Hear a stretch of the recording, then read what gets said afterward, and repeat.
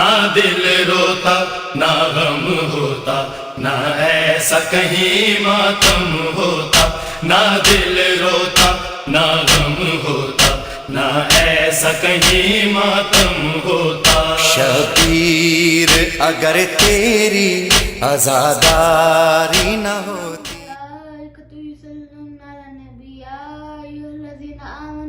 يسلموا تسليما اللهم صل على محمد وآل محمد۔ بسم الله الرحمن الرحيم۔ عن جابر بن عبد الله الأنصاري عن فاطمة الزهراء عليه السلام بنت رسول الله صلى الله عليه وآله وسلم قال سمعت فاطمة أنها قالت دخل علي أبي رسول الله في بعض الأيام فقال السلام عليك يا فاطمة، فقلت عليك السلام، قال إني أجد في بدني ضعفا، فقلت له أعزك بالله يا أبتاه من الضعف، فقال يا فاطمة ائتيني بالكساء اليماني فغطيني به، فأتيته بالكساء اليماني فغطيته به،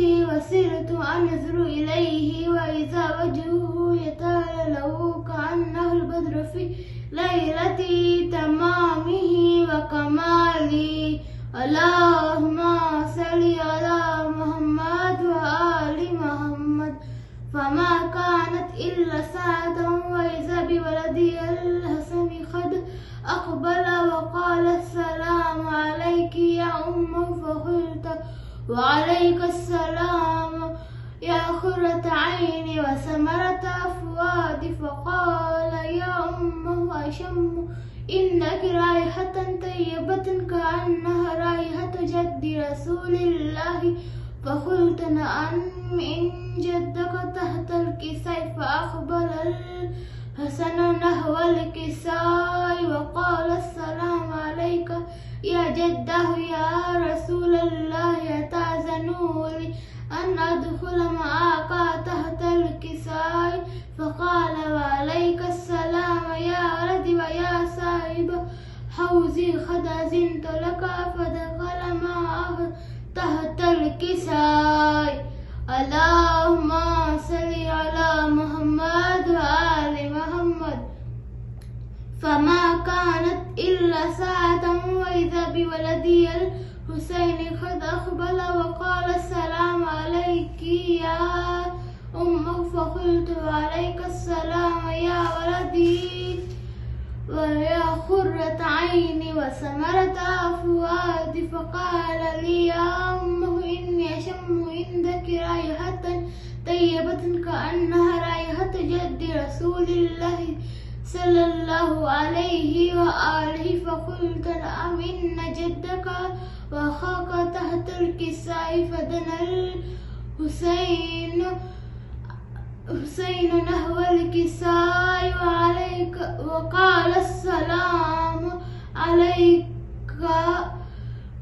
يا جده، السلام عليك يا من اختاره الله، وتأذنوا لي أن أكون معكم تحت الكساء، فقال وعليك السلام يا ولدي ويا شافع أمتي قد أذنت لك، فدخل معهما تحت الكساء۔ اللهم صل على محمد وآل محمد۔ فأقبل عند ذلك أبو الحسن علي بن أبي طالب وقال السلام عليك يا بنت رسول الله، فقلت وعليك السلام يا أبا الحسن ويا أمير المؤمنين، فقال يا فاطمة إني أشم عندك رائحة طيبة كأنها رائحة أخي وابن عم رسول الله، فقلت نعم ها هو مع ولديك تحت الكساء، فأقبل علي نحو الكساء وقال السلام عليك يا رسول الله، أتأذن لي أن أكون معكم له عليك السلام يا أخي وسي وخليفتي وسائب اللواء قد أذنت لك فدخل علي تحت الكساء اللهم صل على محمد وآل محمد ثم أتيته نحو الكساء وقال السلام عليك يا أبتاه يا رسول الله يتأذن لي أن أكون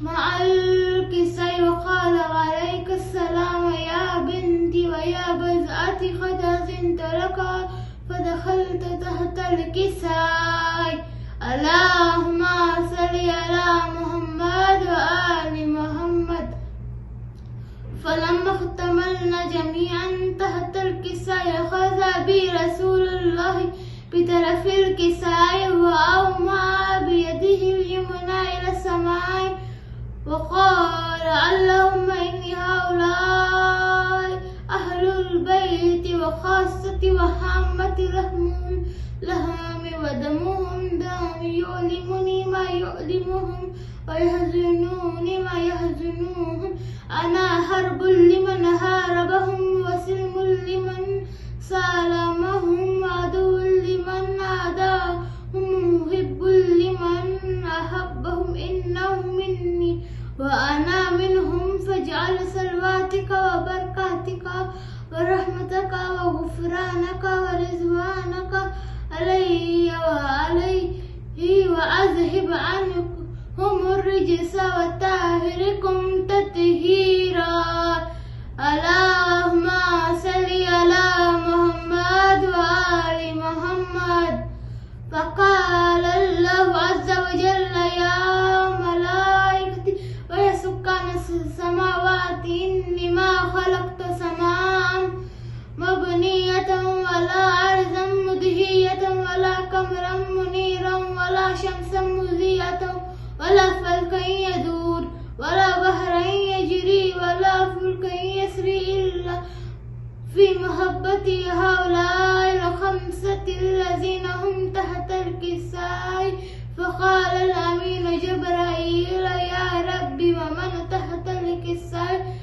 فقال عز وجل هم أهل البيت النبوة ومعادن الرسالة هم فاطمة وأبوها وبالها وبنوها اللهم صل على محمد وآل محمد فقال جبرائيل يا رب أتأذن لي أن أهبط إلى الأرض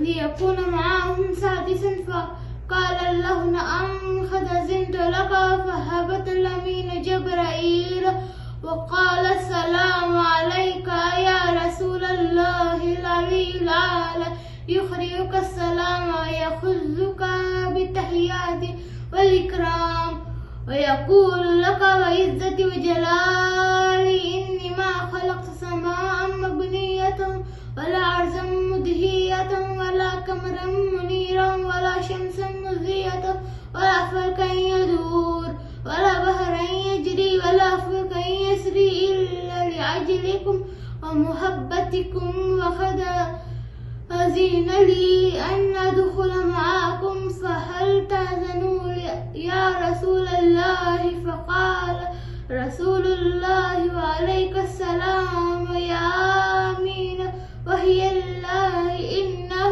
نعم قد أذنت لك فدخل جبرائيل معنا تحت الكساء اللهم صل على محمد وآل محمد فقال لي أبي إن الله قد أوحى إليكم يقول إنما يريد الله ليذهب عنكم الرجس أهل البيت ويطهركم تطهيرا اللهم صل على محمد وآل محمد فقال علي لأبي يا رسول الله أخبرني ما جلوسنا هذا تحت الكساء من الفضل عند الله فقال النبي والذي بعثني بالحق نبيا واصطفاني برسالة نجيا ما ذكر خبرون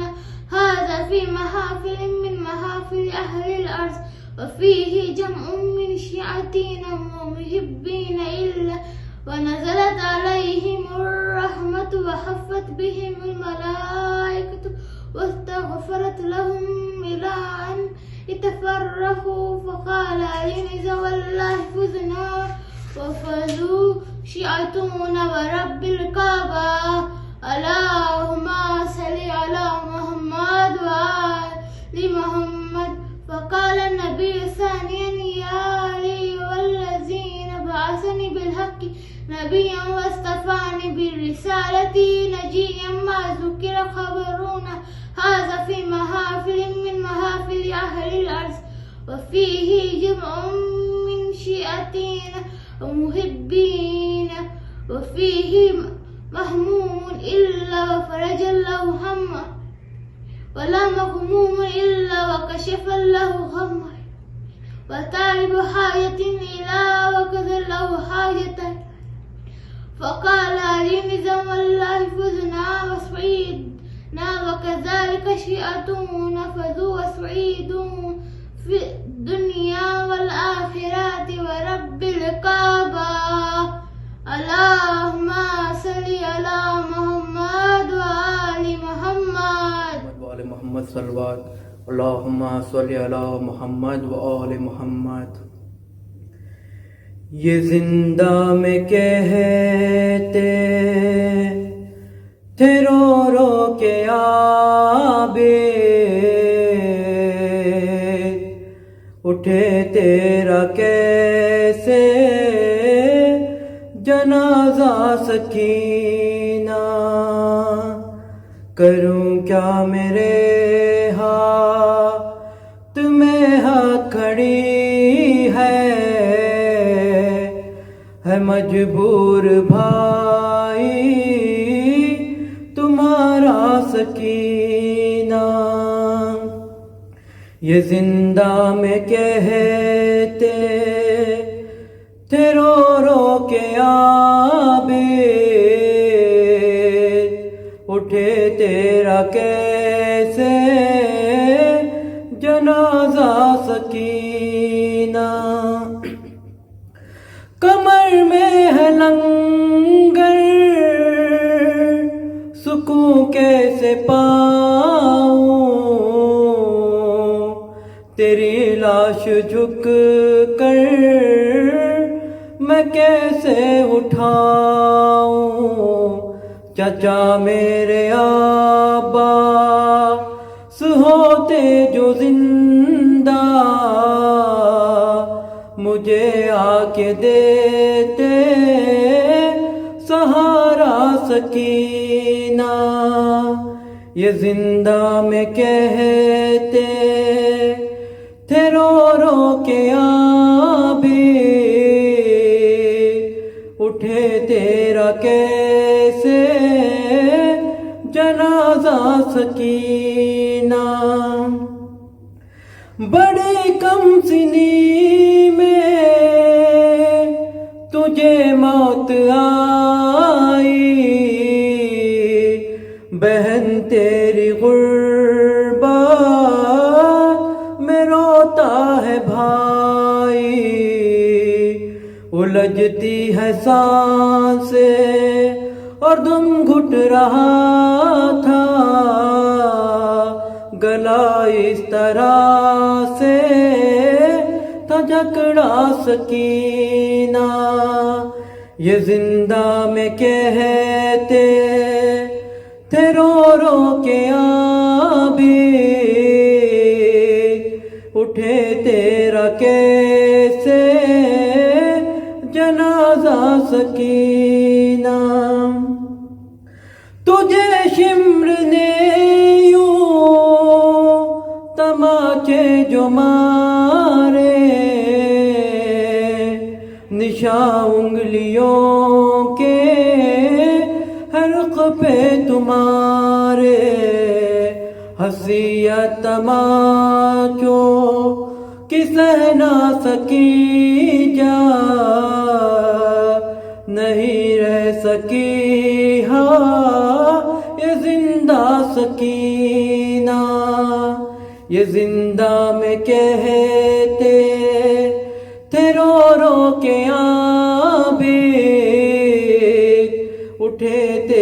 کیسے جنازہ سکینہ تماچے جو شمرے لئی مارتا تھا تڑپ کر تو کہتی تھی آ جاؤ بابا مدد کر سکانا بہن میں تمہاری نہ بابا سے کرنا تو شکوا سکینہ یہ زندہ میں کہتے تھے رو رو کے عابد اٹھے تیرا کیسے جنازہ سکینہ مدد کے لیے ہاں یہ کس کو پکاروں تیری لاش تربت میں کیسے اتاروں پڑھوں کیسے تلقین تیری لحد پر گلا تو رسن سے تھا جکڑا سکینہ یہ زندہ میں کہتے تھے رو رو کے عابد اٹھے تیرا کیسے جنازہ سکینہ لحد سے سکینہ کے دو ہاتھ نکلے صدا فاطمہ دے رہی تھی یہ رو کے تو پیاسی ہے پانی میں تجھ کو پلاؤں میری گود میں جلد آ جا سکینہ یہ زندہ میں کہتے تھے رو رو کے عابد اٹھے تیرا کیسے جنازہ سکینہ کروں کیا میرے ہاتھ میں ہاتھ کھڑی ہے مجبور بھائی تمہارا سکینہ محمد وآل محمد اللهم صل على محمد وآل محمد وعجل فرجهم شاہ کی لاڈلی جب قید یہ زندان ہوئی روئی گھبرائی بہت اور پریشان ہوئی قید خانے کی گھٹن موت کا سامان ہوئی جان لگتا تھا کہ معصوم سی بے جان ہوئی لاش شبیر کی مقتل میں تڑپ جاتی تھی قید خانے سے جو بچی کی صدا آتی تھی اب مجھے کوئی سکینہ نہیں کہتا بابا قیدی کہتا ہے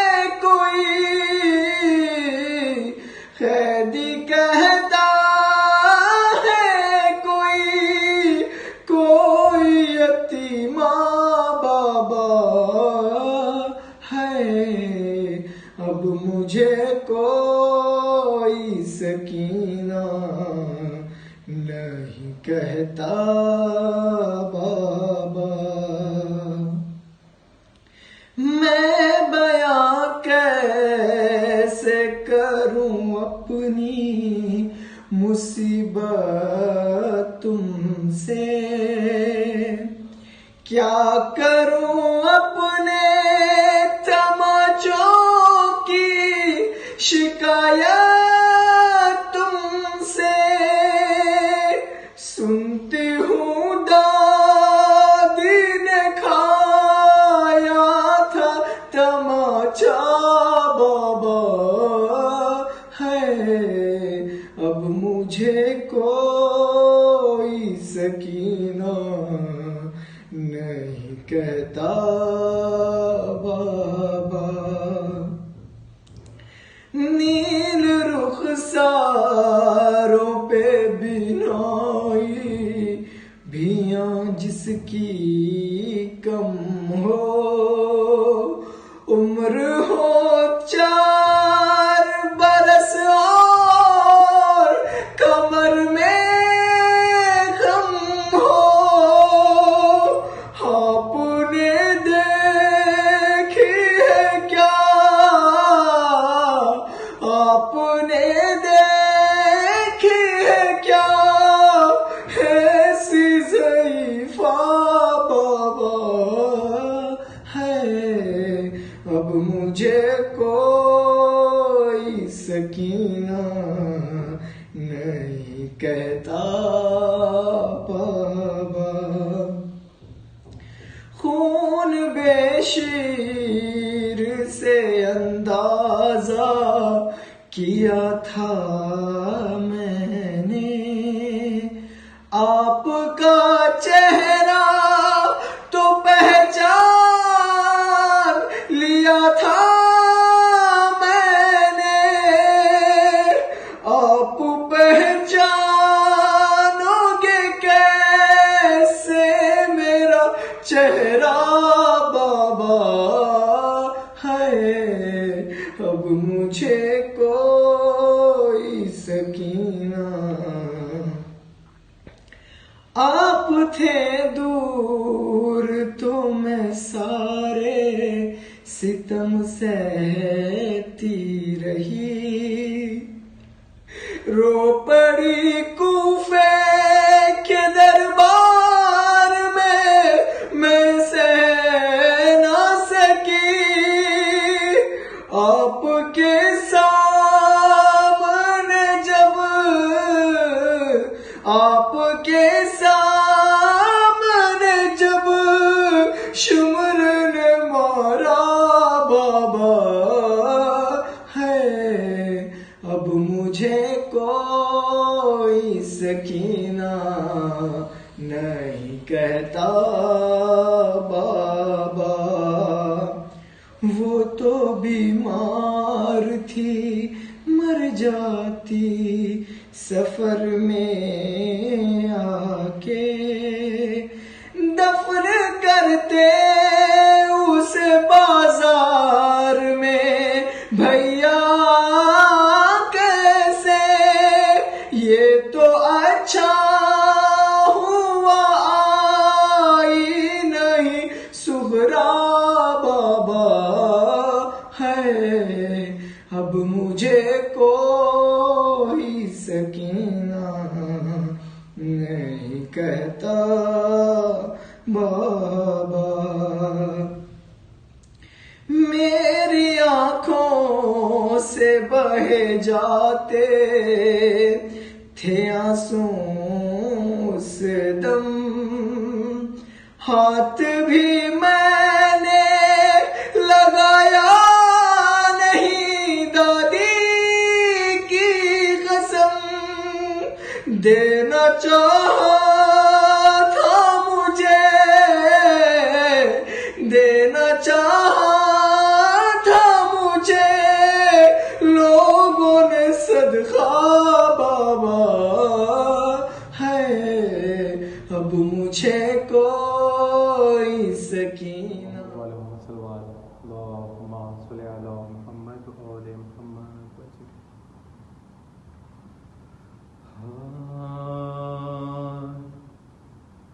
لو مل گئی زنداں سے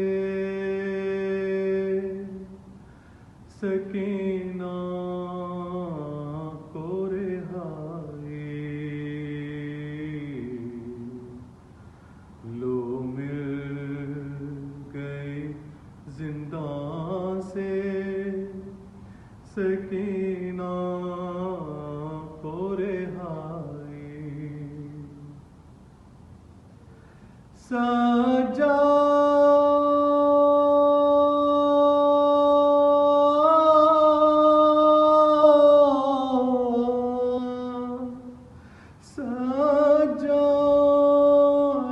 نے یہ کہتے ہوئے لاش اٹھائی، لو مل گئے زنداں سے سکینہ کو رہائی، بابا چلے آؤ کہ میں تنہا ہوں یہاں پر، بس اتنا بتا جاؤ کہ دفناؤ کہاں پر، کیا قید میں ہی دفن کرے بہن کو بھائی، لو مل گئے زنداں سے سکینہ کو رہائی، گھر جانے کی حسرت تو برابر نہ ہوئی پر، دم ٹوٹ گیا ہو گئی آزاد تو دکھتے، لاشیں پہ یہی کہتی رہی فاطمہ جائی، لو مل گئی زنداں سے سکینہ کو رہائی، بھائی نے زمین کھود کے جب قبر سواری، روتے ہوئے میت سرے تربت جو اتاری، زندان کی دیواروں سے آواز یہ آئی، لو مل گئے زنداں سے سکینہ کو رہائی، بند آنکھیں کیے قبر میں آرام کرے گی، ماشاءاللہ ہلاتی رہے پھر بھی نہ اٹھے گی، یوں موت نے لوری ہے سکینہ کو سنائی، لو مل گئے زنداں سے سکینہ کو رہائی، ہائے اب شور تماچے نہ اسے مار سکے گا، آرام سے سوئے گی تو بے خوف یہ دکھیا لاش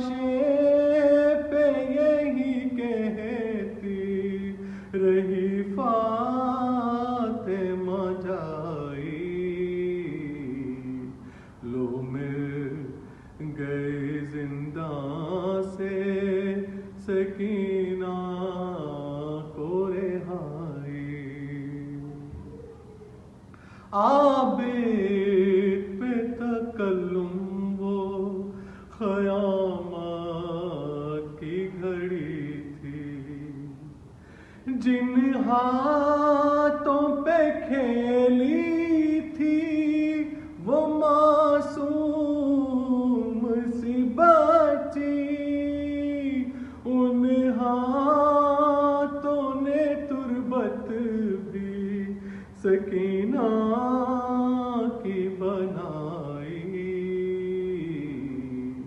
لو مل گئے زندہ سے سکینہ کو رہائی، سجاد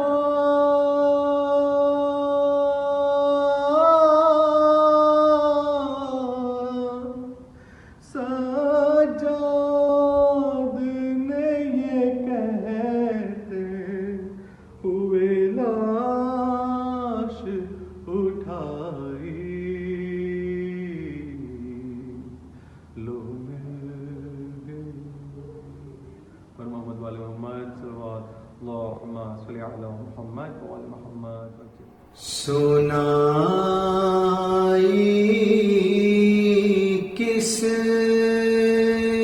نے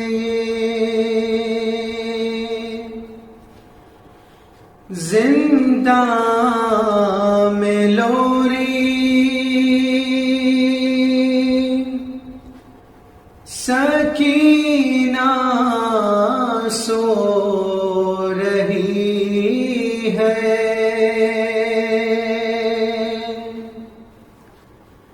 سنائی کس نے یہ زندہ میں لوری، سکینہ سو رہی ہے،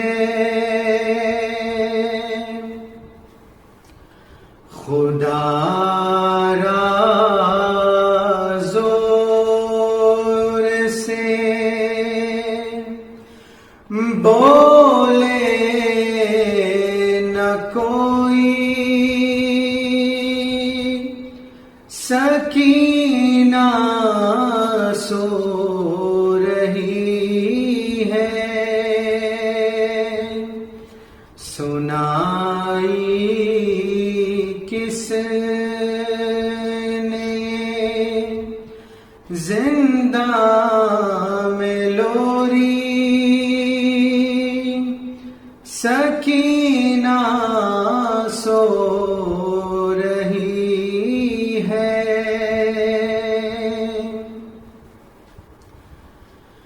کہاں بانوں نے یہ اٹھو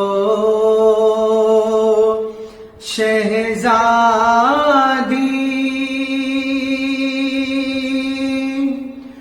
ہوئی کیا بات جو مادر سے روٹھی، اٹھو بابا کا سر آیا ہے بی بی، اٹھو بابا کا سر آیا ہے بی بی، مگر زندہ کی ہر دیوار بولی، سکینہ سو رہی ہے، سنائی کس نے یہ زندہ میں لوری، سکینہ سو رہی ہے، تمہارے گوشوارے مل چکے ہیں، در زندان سارے کھل چکے ہیں، رہائی مل گئی جاتی ہوں گھر کو، رہائی مل گئی جاتی ہوں گھر کو، مگر سجاد کی آواز آئی، سکینہ سو رہی ہے، نہ مارے گا کوئی بھی تماچے، نہ ہوں گے پھر سے یہ رخسار نیلے، گلا باندھا نہ جائے گا رسن سے، گلا باندھا نہ جائے گا رسن سے، جو آیا شمر تو اسے کہوں گی، سکینہ سو رہی ہے،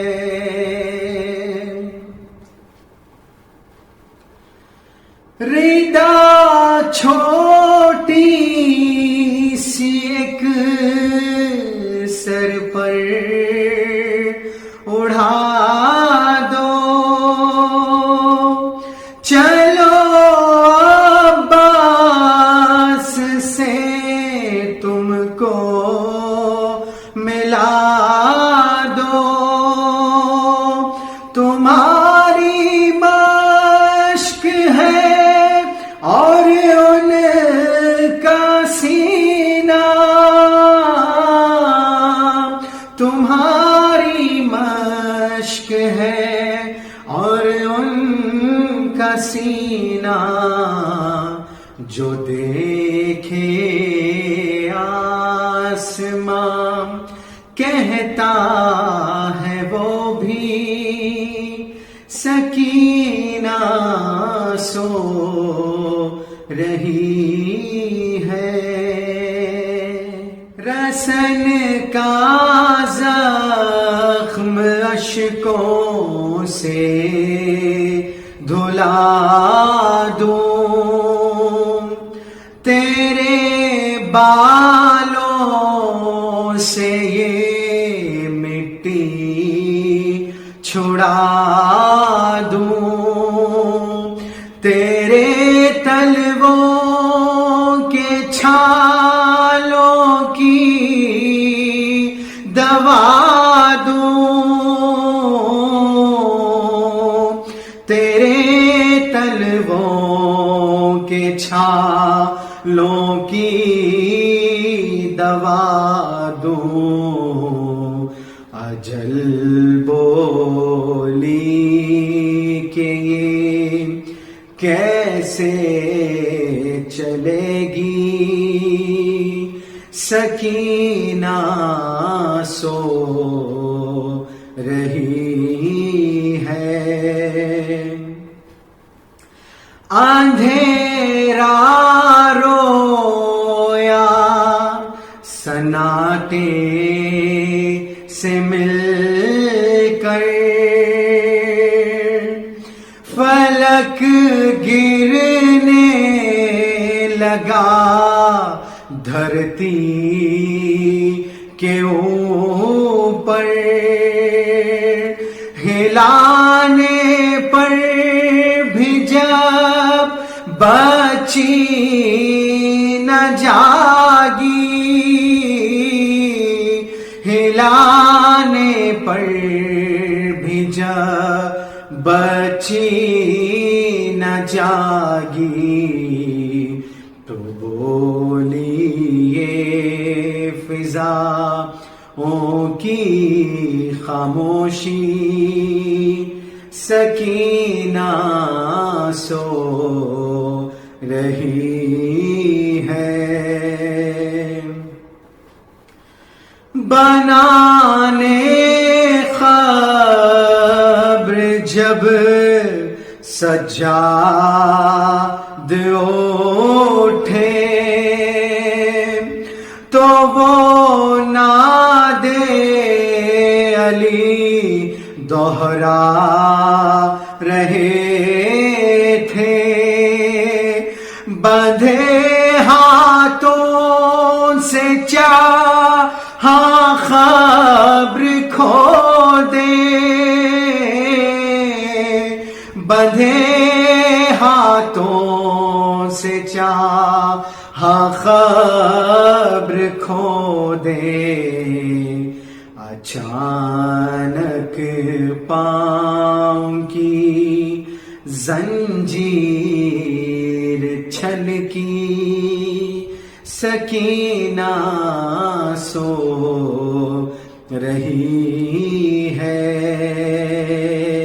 سنائی کس نے یہ زندہ میں لوری، سکینہ سو رہی۔ ہائے ہائے ہائے سکینہ،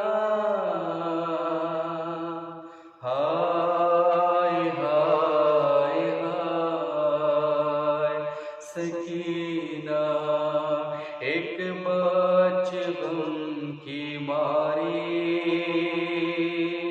اور رات کربلا کی، ہائے ہائے ہائے سکینہ، ہائے ہائے ہائے سکینہ، کانوں سے خون جاری اور رات کربلا کی، ہائے ہائے ہائے سکینہ، ہائے ہائے ہائے سکینہ، تیروں سے ہو گیا ہے چھلنی پدر کا سینہ، نیند آ رہی ہے کس کو آواز دے سکینہ، لاشیں پڑے ہیں سارے اور رات کربلا کی،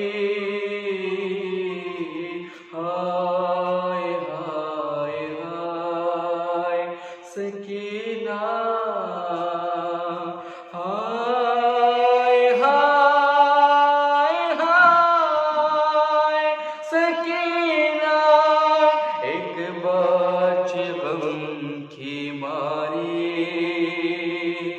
اور رات کربلا کی،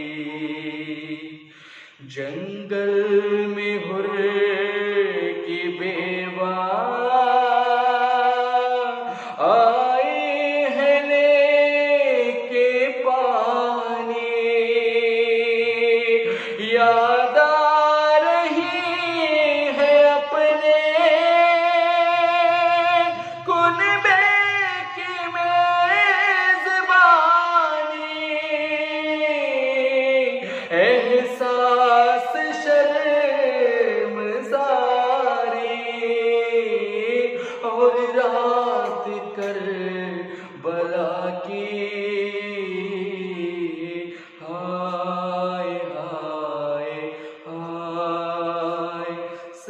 سکینہ ہائے ہائے ہائے سکینہ ایک بچی غم کی ماری اور رات کربلا کی بچی کی بے کسی کا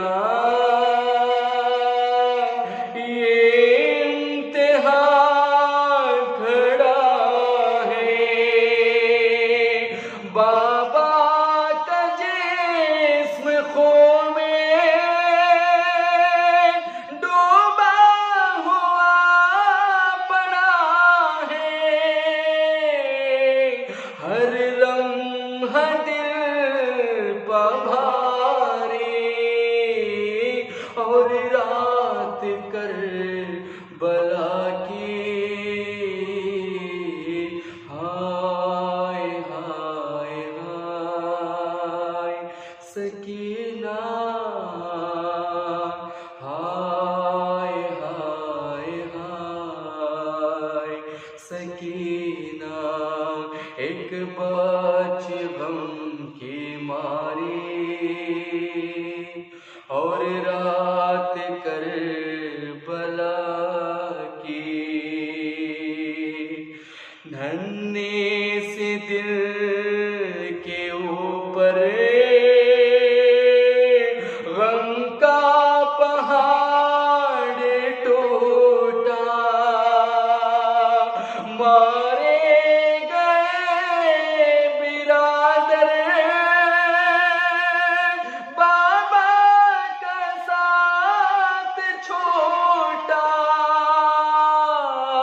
صحرا ہے بے قراری اور رات کربلا کی ہائے ہائے ہائے سکینہ ہائے ہائے ہائے سکینہ ایک بچی غم کی ماری اور رات کربلا کی سہنی ہوئی ہے بچے اور جل رہے ہیں خیمے کوئی نہیں جو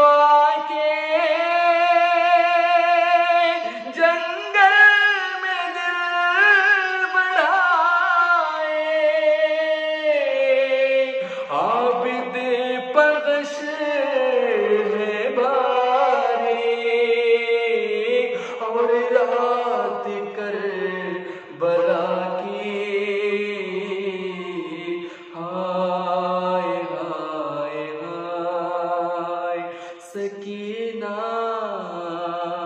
ہائے ہائے ہائے سکینہ ایک بچی غم کی ماری اور رات کربلا کی زینب اٹھو سکینہ جنگل میں کھو گئی ہے سینے پہ جا کے شاید بابا کے سو گئی ہے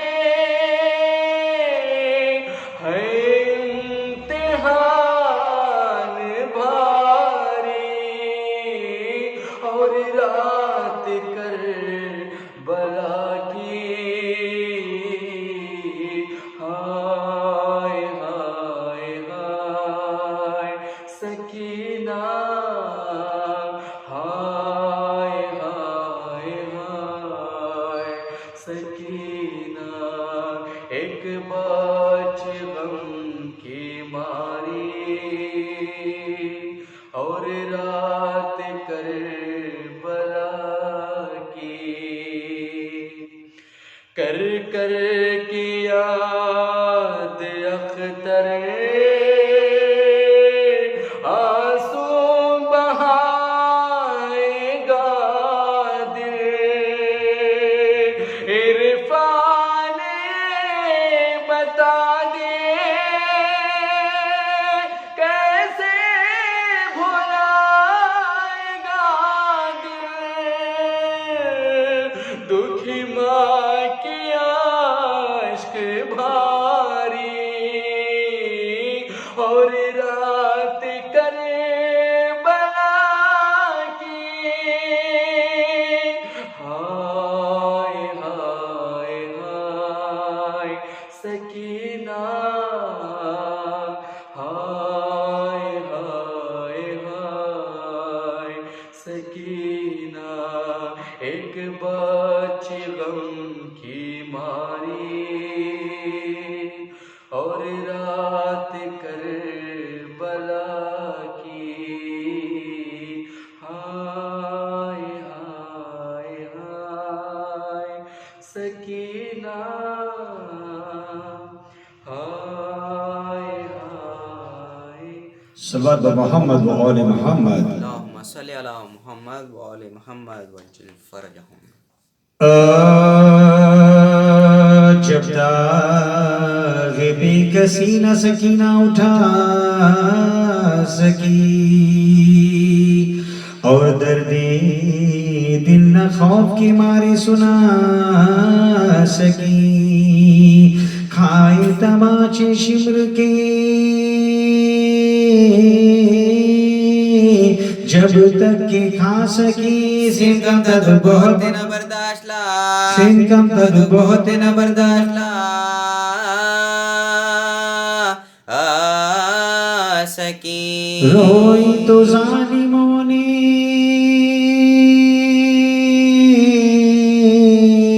جفا بے شمار کی آخر یہ جبر دیکھ کے موت اختیار آخر یہ جبر دیکھ کے موت اختیار کی گھرا کی تو شمر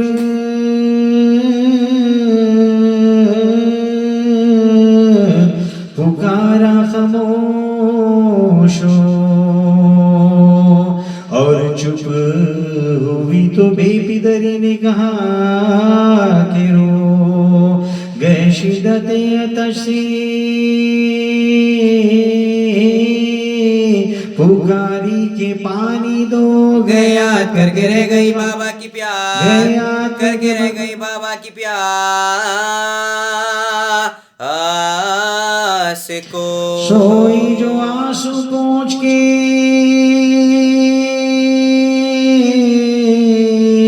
چشمے پراب سے ہے حسین کہہ کے بھی اٹھ بیٹھی خواب ہے حسین کہہ کے بھی اٹھ بیٹھی خواب سے دل میں سما گیا تھا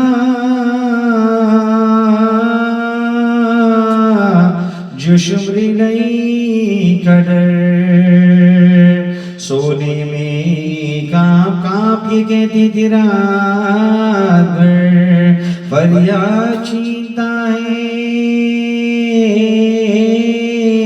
گور شمر بدگوہر آتا ہے ابن سعد چھپوں جا کے میں آتا ہے ابن سعد چھپوں جا کے میں کدھر زہرا کو بھی سنبھالو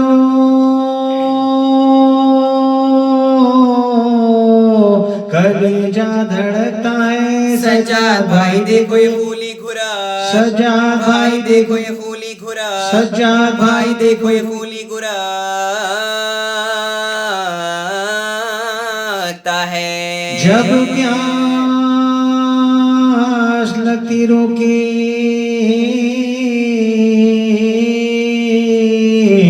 چچا کو پکارتی دکھتے جو کان شائے ادا کو پکارتی آتا نہ جب کوئی تو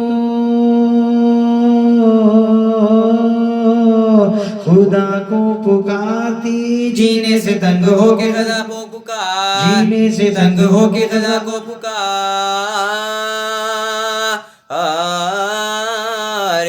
कहती ने चचाना इमामे उमम रहे, रुलवाने को अधूर है रोने को हाँ, रुलवाने को अधूर है रोने को हाँ रहे। अब क्या लुटूंगी माँ,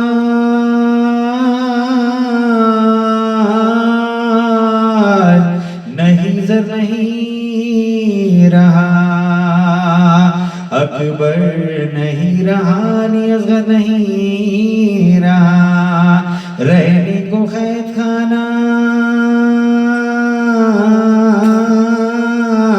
मिला घर नहीं रहा, हाथों मेरी इस्मा बनी जेवर नहीं, हाथों मेरी इस्मा बनी जेवर नहीं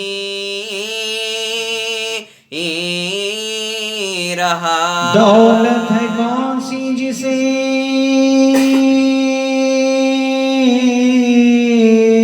जिंदा में खोंगी, रोना था जिसको रो चुकी अब किसको रो, रोना था जिसको रो चुकी अब किसको रो, रोना था जिसको रो चुकी अब किसको रोंगी।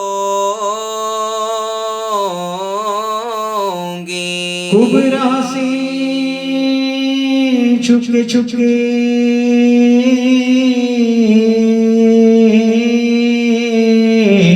कभी करती थी बयां, कल के जगह में जाऊंगी इस घर से मैं माँ, रो कर वो पूछती थी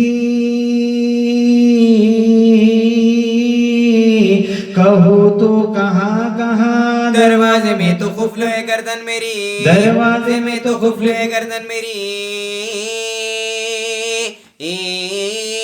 इस्मा। ये कहती थी कि खुफल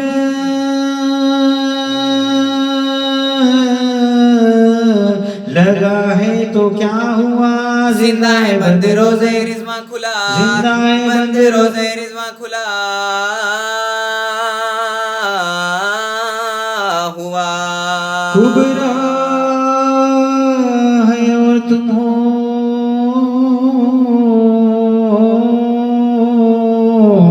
ये सजाती ना तमा, गर ये बची तो नाम है वरना हूँ बेनशा, वो बोली सब रहेंगे सलामत पर हम कहाँ, माँ ने कहा खुदा न करे ऐसा की, माना कहे खुदा न करे ऐसा की न जान। की अर्ज देख लूंगी जो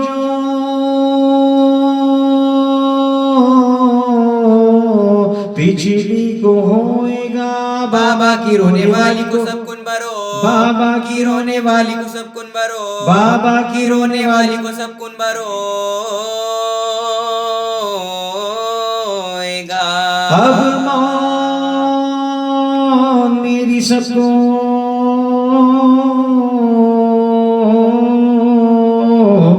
मुबारक करे खुदा,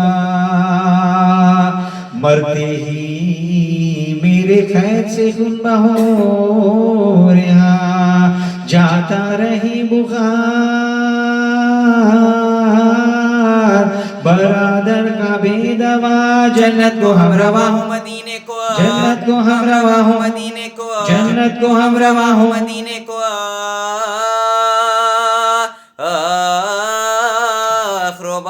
गुल हो सकीना लेके बला सबकी मर गई, हैदर की पोती मुश्किलें आसान कर, हैदर की पोती मुश्किलें आसान कर, हैदर की पोती मुश्किलें आसान कर, हैदर की पोती मुश्किलें आसान कर गई। अल्लाहुम्मा सल्ली अला मुहम्मद व आलि मुहम्मद। फातिहा।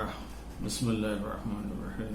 अल्हम्दुलिल्लाह अर्रहमानिर्रहीम मालिकि यौमिद्दीन इय्याका नअबुदु व इय्याका नस्तईन इहदिनस सिरातल मुस्तक़ीम أنعمت عليهم غير المغضوب عليهم.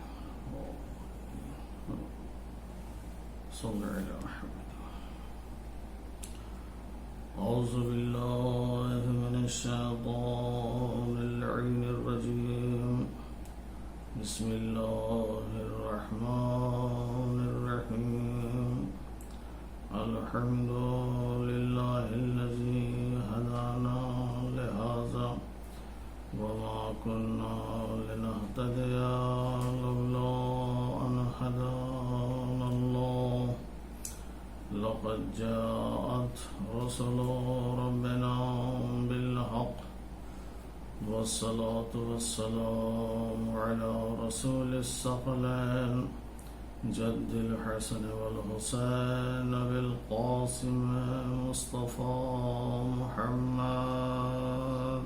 اللهم صل على محمد وعلى أهل بيته الطيبين الطاهرين المعصومين المظلومين ولعنة الله على أعدائهم أجمعين من ليلنا هذا إلى يوم الدين. أما بعد فقد قال سبحانه تبارك وتعالى في كتابه المبين وهو أصدق الصادقين. بسم الله الرحمن الرحيم. سبحان الذي أسرى بعبده ليلا من المسجد الحرام إلى المسجد الأقصى. صلوات اللهم صل على محمد. قبل اس کے کہ آپ حضرات کی خدمت میں کچھ عرض کروں، آپ حضرات ایک مرتبہ سورہ الحمد اور 3 مرتبہ سورہ توحید کی تلاوت فرما کر مرزا قاسم علی بیگ، مرزا سیف الزماں، مرزا خلیل الزماں، مرزا نور حسن، شہتاج بیگم، شازیہ بیگم، حسن علی، مرزا اسرار علی، نگین زہرا اور سید حسنین رضا مدنی کی ارواح کو پڑھ کے بخش دیں. اللهم صل على محمد وآل محمد. اللهم صل على بسم الله الرحمن الرحيم. الحمد لله رب العالمين الرحمن الرحيم. إياك نعبد وإياك نستعين. صراط الذين أنعمت عليهم غير المغضوب عليهم. بسم الله الرحمن. قل هو الله أحد الله الصمد لم يلد ولم يولد ولم يكن له. بسم الله الرحمن. قل هو الله أحد الله الصمد لم يلد ولم يولد. بسم الله الرحمن الرحيم. قل هو الله أحد الله الصمد لم يلد ولم يكن له كفوا أحد. كذلك الله. ربنا تقبل منا إنك أنت السميع العليم. اللهم صل على محمد وآل محمد.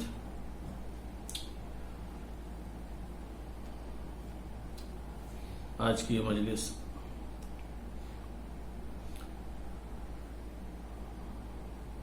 مرحومین کے ایصال ثواب کی مجلس ہے. انسان اس دنیا میں آیا ہے اور ایک نہ ایک دن اسے اس دنیا سے جانا ہے، لیکن اس دنیا میں آنے کے بعد انسان کی پوری کوشش یہ ہونی چاہیے کہ جس مقصد اور ہدف کے لیے خداوند عالم نے اسے پیدا کیا ہے اس مقصد اور ہدف کو پورا کرے. اگر انسان کی خلقت کا مقصد دیکھیں تو انسان کی خلقت کا جو سب سے بڑا مقصد اور سب سے عظیم مقصد ہے وہ ہے بندگی. بندگی سے بڑا نہ کوئی عہدہ ہے نہ منصب. بندگی بزرگ ترین افتخار انسانی ہے. انسان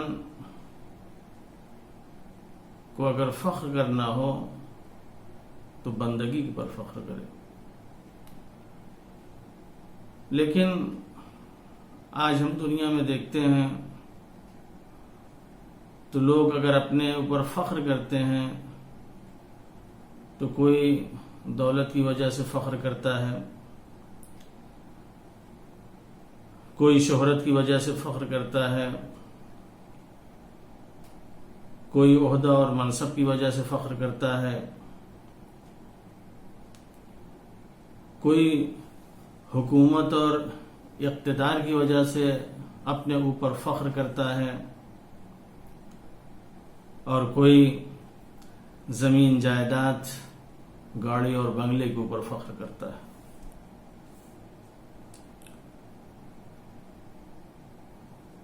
اس طرح کا جب انسان فخر کرتا ہے تو یہ فخر اس کو زیب نہیں دیتا. اس لیے جس چیز پر وہ فخر کر رہا ہے اس چیز کی حیثیت اس انسان کے سامنے کچھ بھی نہیں ہے. جس چیز کے لیے انسان فخر کر رہا ہے وہ ساری چیزیں اسی انسان کے صدقے میں خلق کی گئی ہیں اور پیدا کی گئی ہیں.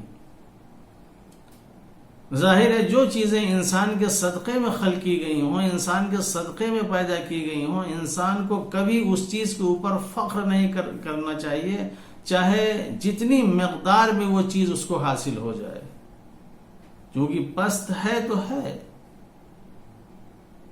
حقیر ہے تو ہے. اس پست اور حقیر چیز پر کبھی انسان کو فخر نہیں کرنا چاہیے. تو جو دنیا کو سب کچھ سمجھتے ہیں، بندگی کی اہمیت جو نہیں سمجھتے، بندگی کی قدر و قیمت کا اندازہ جسے نہیں ہوتا، وہ جب بھی فخر کرتا ہے انہی تمام چیزوں کے اوپر فخر کرتا ہے، دولت پر، شہرت پر، نعمت پر، ان تمام چیزوں پر فخر کرتا ہے. لیکن جسے بندگی کی معرفت ہے، بندگی کی شناخت ہے، بندگی سے آشنا ہے، جو بندگی کو جانتا اور پہچانتا ہے کہ بندگی کیا ہے، تو پھر وہ دنیا کی ان تمام چیزوں کے اوپر فخر نہیں کرتا. دولت ملے تو اس پر بھی فخر نہیں کرتا، حکومت اور اقتدار حاصل ہو جائے اسے بھی فخر نہیں کرتا. اگر وہ فخر کرتا ہے تو بہت ہی شان کے ساتھ فخر کرتے ہوئے کہتا ہے، الہی کفا بی عزا ان اکون لک عبدا، پروردگارا میری عزت کے لیے اتنا کافی ہے کہ میں تیرا بندہ ہوں. انسان کو فخر اس بات پر کرنا چاہیے کہ ہم خدا کے بندے ہیں. یہ کس نے فخر کیا؟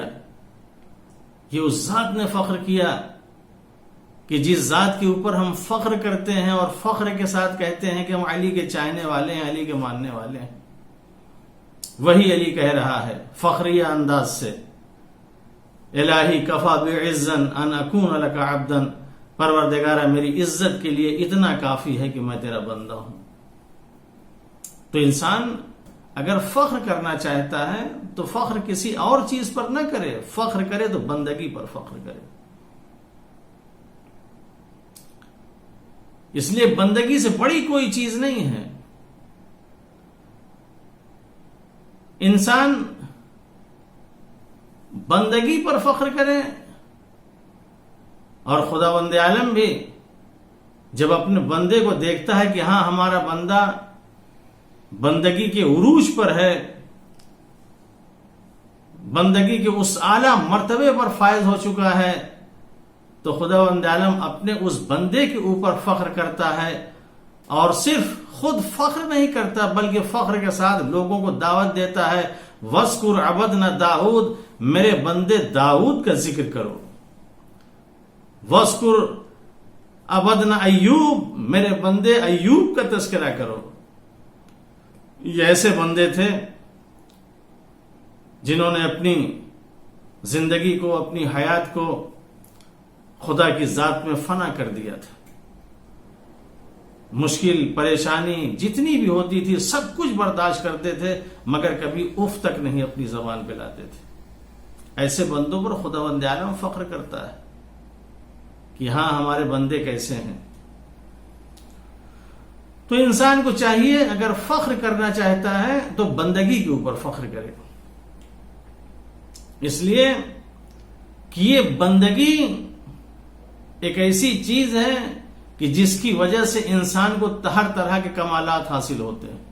اگر بندگی نہ ہو تو خداوند عالم نے جو کمالات معین کیے ہیں وہ کبھی کمال انسان نہیں حاصل کر سکتا. اسی بندگی میں اللہ نے کمال کو رکھا ہے. رسالت رہین بندگی ہے، امامت رہین بندگی ہے، ولایت رہین بندگی ہے. خداوند عالم نے رسالت اور ولایت اس وقت عطا کیا جب ایک انسان اپنے آپ کو خدا کا بہترین بندہ بنا کے پیش کرتا ہے. اور خدا کا جب بہترین بندہ ہو جاتا ہے تو خداوند عالم اسے ہمیشہ کے لیے مومنین کو حکم دیتا ہے کہ دیکھو جب بھی تم نماز پڑھو میرے بندے کی عبدیت کی گواہی دینا. اس کمال پر پہنچا دیا پیغمبر کو، اس کی عظمت کا کیا کہنا، اس کے مقام کو کیا کہنا، اس کے مرتبے کو کیا کہنا کہ خداوند عالم نے قیامت تک تمام مسلمانوں کو اس بات کا حکم دیا کہ اگر تم نماز پڑھو اور نماز میں میرے رسول کی عبدیت کی اگر گواہی نہ دو تو تمہاری نماز نہیں قبول ہوگی.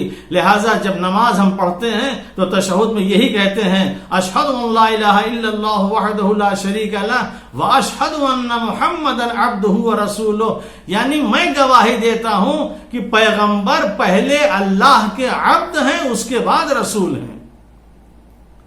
پہلے ہم اس کی عبدیت کی گواہی دیتے ہیں، بندگی کی گواہی دیتے ہیں، اس کے بعد رسالت کی گواہی دیتے ہیں. اشہد ان محمدا عبدہ ورسولہ، محمد اللہ کے عبد ہیں، بندے ہیں، اس کے بعد رسول ہیں. یہ عبدیت، بندگی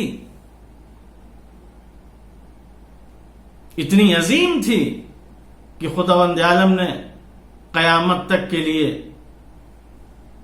پیغمبر اسلام کے متعلق مسلمانوں سے کہا کہ تمہیں اس کی عبدیت کی گواہی دینا ہے. تو ہمیں بھی ایسے ہی بندہ بننا چاہیے. لوگ ہمیں بھی یاد کریں، ہمارا بھی ذکر کریں، ہمیں بھی جانیں، ہمیں بھی پہچانیں ہم کیا ہیں. تو سب سے بڑی چیز عبدیت، بندگی ہے. لیکن بندگی بھی مختلف قسم کی بندگی ہے. اگر آج آپ دیکھیں تو ہر طرح کے بندے نظر آئیں گے. کچھ بندے اور کچھ غلام ایسے ہیں جو اللہ کے بندے ہیں اور اللہ کے غلام ہیں. کچھ ایسے ہیں جو کہتے ہیں کہ ہم رسول کے غلام ہیں. کچھ ایسے ہیں جو کہتے ہیں ہم اہل بیت کے غلام ہیں. کچھ اس دنیا میں ایسے ہیں جو دولت کے غلام ہیں. کچھ اسی دنیا میں ایسے ہیں جو بتوں کے غلام ہیں. کچھ لوگ ایسے ہیں جو دریا پہاڑ و درخت کے غلام ہیں. غلامی کی بہت سی قسمیں ہیں اور اس میں ایک غلامی جو عام طور پہ مزاحن کہا جاتا ہے کہ کچھ لوگ ایسے ہیں جو بیوی کے غلام ہیں. غلامی کی ایک فہرست ہے. کسی نہ کسی اعتبار سے انسان غلامی اختیار کرتا ہے. کچھ ایسے ہوتے ہیں جو بندوں کے غلام ہوتے ہیں، یعنی غلاموں کے غلام ہوتے ہیں. آج یہ غلام زیادہ ملیں گے جو غلاموں کے غلام ہیں. آج بہت سے لوگ ایسے ہیں جو بندوں کی غلامی کر رہے ہیں، حالانکہ وہ بھی غلام ہیں، وہ بھی اللہ کے بندے ہیں، لیکن اس کی غلامی کر رہے ہیں. دولت کی غلامی کر رہے ہیں، عہدہ اور منصب کی غلامی کر رہے ہیں، مالداروں کی غلامی کر رہے ہیں، ثروت مندوں کی غلامی کر رہے ہیں، امیروں کی غلامی کر رہے ہیں، سارے لوگوں کی غلامی کر رہے ہیں. یہ انسان کیوں غلامی کر رہا ہے؟ اس لیے جب حقیقی در مولا سے جب انسان ہٹ جاتا ہے تو پھر ایسے ہی در در کی غلامی اسے نصیب ہوتی ہے. جب خداوند عالم کا در وہ چھوڑ دیتا ہے، جب توحید کا در چھوڑ دیتا ہے، جب اپنے معبود حقیقی کا در چھوڑ دیتا ہے، تو اس کے نتیجے میں کبھی یہ دولت کا غلام بن جاتا ہے، کبھی شہرت کا غلام بن جاتا ہے، کبھی مال کا غلام بن جاتا ہے، کبھی درخت و دریا و پہاڑ کا غلام بن جاتا ہے، طرح طرح کی غلامیاں اختیار کر لیتا ہے. لیکن اگر واقعا ساری غلامیوں سے انسان کو آزاد ہونا ہو تو ایک خدا کو مان لے، ساری غلامی سے آزاد ہو جائے گا. نہ مال و دولت کا غلام رہ جائے گا، نہ درخت و دریا و پہاڑ کا غلام رہ جائے گا، بلکہ غلام ہوگا تو غلام حقیقی، اور وہ بھی اللہ کا غلام ہوگا. سب سے بہترین غلامی ہے یہ کہ انسان غلام بنے تو خدا کا بنے، بندگی کرے تو خدا کی کرے. کسی اور کی بندگی انسان کو نہیں کرنا چاہیے. لیکن آج چونکہ ہمیں خدا کی ذات کے اوپر بھروسہ نہیں ہے، اس کی ذات کے اوپر اعتماد نہیں ہے، لوگوں کے اوپر زیادہ بھروسہ اور اعتماد ہے، لہٰذا لوگوں کے آگے پیچھے ٹہلتے ہیں، لوگوں کے ارد گرد گھومتے ہیں، لوگوں کے دروازوں پہ چکر لگاتے ہیں، لوگوں کی غلامی کرتے ہیں. اس لیے اس کو یقین ہے کہ مجھ کو یہاں سے ملے گا، حالانکہ یقین اس در پہ ہونا چاہیے جس نے ہمیں پیدا کیا ہے، جس نے ہمیں خلق کیا ہے. لیکن اس کا یقین نہ ہونے کی وجہ سے آج ہم ایسے لوگوں کے دروازوں کا چکر لگا رہے ہیں جن کے یہاں یقین نہیں ہے کہ ہمیں کچھ دیں گے یا نہیں دیں گے.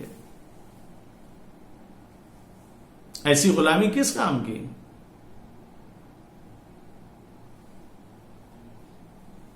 ایک خدا کو مان لیں، ایک خدا کو تسلیم کر لیں، اس کے اوپر صحیح طریقے سے بھروسہ اور اعتماد کر لیں. دیکھیں انسان ہر طرح کی غلامی سے آزاد ہو جائے گا. کیونکہ خدا ہمارے پاس نہیں ہے. جس کے پاس خدا نہیں اس کے پاس کچھ بھی نہیں ہے، جس کے پاس خدا ہے اس کے پاس سب کچھ ہے.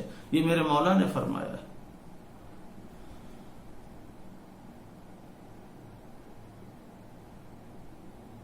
شاعر نے بھی شاید کچھ اس طرح سے کہا ہے کہ تجھ کو مانگوں اور تجھ ہی سے مانگوں، 100 سوالوں سے یہ ایک سوال اچھا ہے. کیوں دنیا بھر کے سوالات کر رہے ہیں؟ کیوں دنیا بھر کی دعائیں اور مناجات کر رہے ہیں؟ صرف ایک خدا کو مانگ لو، ایک خدا کو مانگ لو. اگر جو خدا ہمیں مل گیا، وہ خدا جسے ہم مانگ رہے ہیں اگر وہ مل گیا تو گویا ساری کائنات ہمیں مل گئی، پوری دنیا ہمیں مل گئی، سب کچھ ہمیں مل گیا.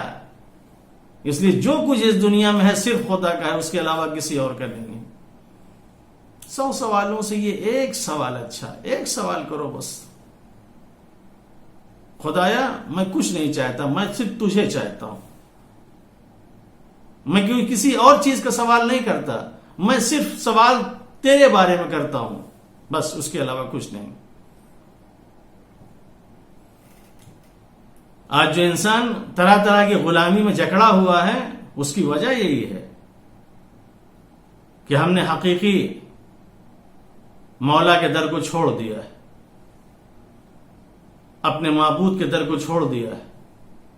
یہی وجہ ہے کہ آج ہم در در کی ٹھوکریں کھا رہے ہیں. تو غلامی کی بہت سی قسمیں ہیں، بندگی کی بہت سی قسمیں ہیں،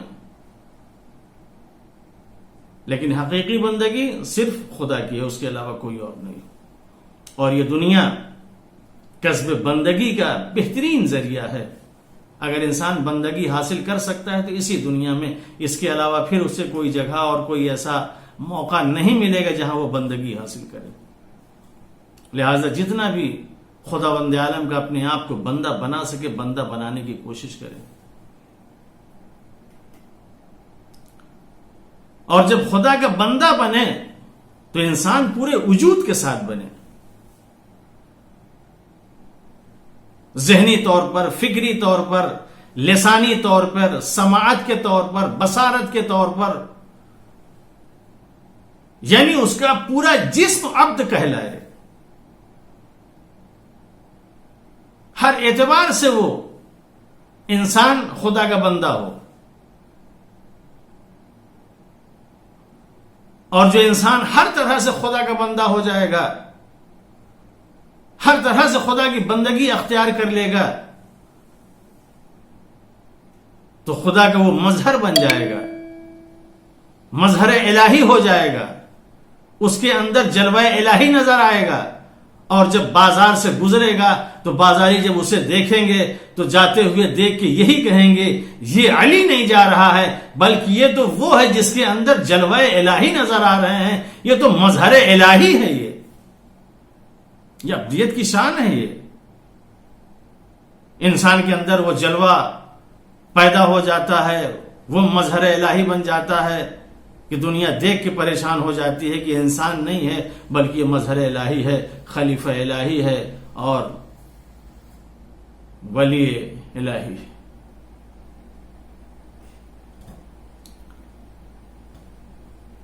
عبد کے لیے یہ بہت ہی عجیب و غریب لفظ ہے، یہ عبد، جس کو ہم نے بہت ہی لوگوں کے سامنے پیش کیا تو بڑے توہین کے ساتھ پیش کیا ہے، لیکن یہ بڑا محترم لفظ ہے، یہ بڑا مقدس لفظ ہے، یہ اتنا مقدس، اتنا محترم ہے، اتنا محترم ہے. کسی عبد بننے کی وجہ سے پیغمبر اسلام کے لیے خداوند عالم نے ارشاد فرمایا سبحان الذی اسری بعبدہ لیلا من المسجد الحرام الی المسجد الاقصی، پاک و پاکیزہ ہے وہ ذات جو لے گئی اپنے بندے کو راتوں رات مسجد الحرام سے مسجد اقصی تک. یہ کون سی چیز تھی جس نے انسان کو اتنے عروج پر پہنچا دیا، اتنے کمال پر پہنچا دیا؟ یہ بندگی تھی، یہ عبدیت تھی. انسان کو اگر بلندی حاصل کرنا ہو، عروج حاصل کرنا ہو تو خدا کی بندگی اختیار کرے. تو یہ بہت ہی چھوٹا سا لفظ ہے، یہ 3 حرف پر مشتمل ہے، عین بے دال. امام جعفر صادق علیہ الصلوۃ والسلام فرماتے ہیں کہ عین سے مراد علم اور یقین ہے. یعنی بندہ بننے کے لیے سب سے پہلے انسان کو ضروری ہے کہ وہ صاحب علم ہو، علم حاصل کرے. اگر وہ علم نہیں حاصل کرتا، اگر اپنے اندر معرفت نہیں پیدا کرتا تو کبھی خدا کا بندہ نہیں ہو سکتا. وہ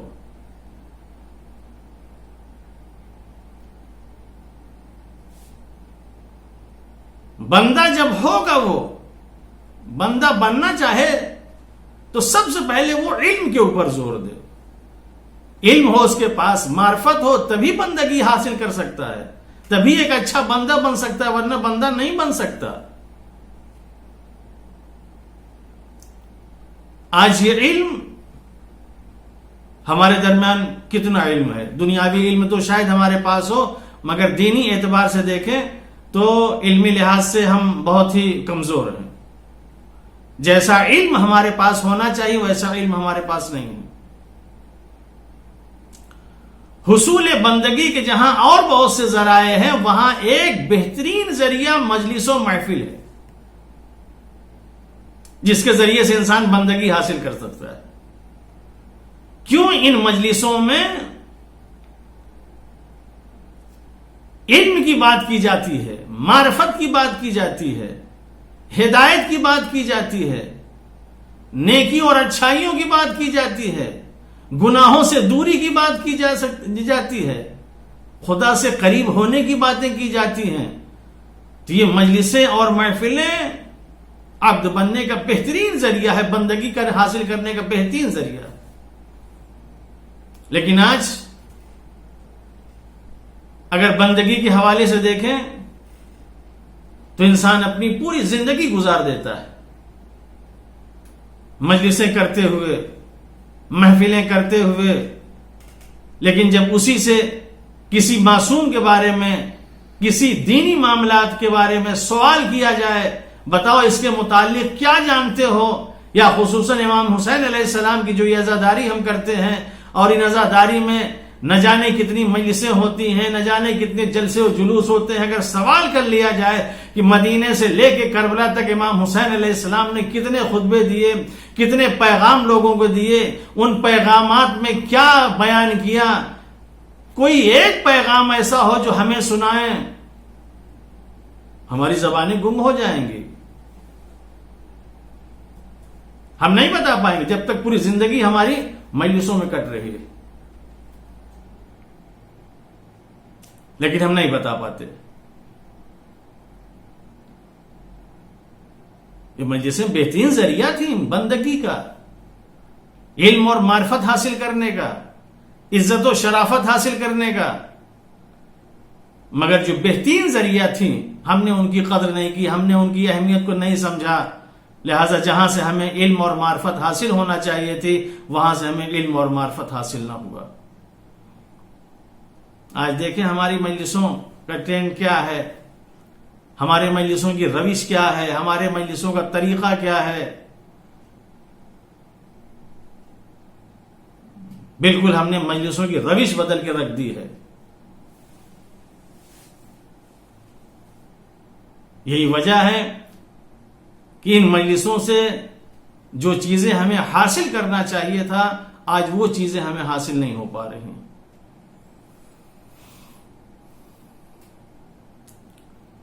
بہترین ذریعہ تھی مجلسیں، یہاں سے آدمی علم لے کے جاتا، خدا کا بندہ بننے کی کوشش کرتا، مگر نہیں۔ پہلی چیز عین یعنی علم اور یقین، انسان کے اندر علم ہونا چاہیے، انسان کے اندر یقین ہونا چاہیے۔ آج ہمارے پاس علم نہیں ہے، جبکہ اس دنیا میں سب سے زیادہ جاننے والا ہمیں ہونا چاہیے تھا، سب سے بڑا عالم ہمیں ہونا چاہیے تھا، سب سے زیادہ معرفت ہمارے اندر ہونی چاہیے تھی۔ چونکہ ہم ایسے امام کے ماننے والے ہیں، ایسے امام کے امام کو ہم ماننے والے ہیں جو امام منبر پہ آنے کے بعد کہتا ہے سلونی سلونی قبل ان تفقدونی، جو کچھ پوچھنا ہو پوچھ لو قبل اس کے کہ میں تمہارے درمیان نہ رہوں۔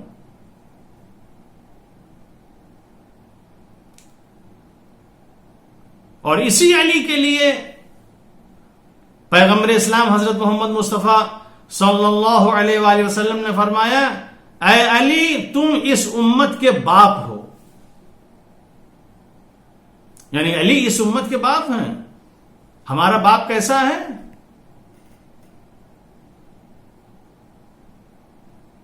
علم کے اس مقام پر فائز ہے کہ کہہ رہا ہے کہ جو کچھ پوچھنا ہو پوچھ لو کہ قبل اس کے کہ میں تمہارے درمیان نہ رہوں، میں زمین کے راستوں سے آسمان کے راستوں کو زیادہ جانتا ہوں۔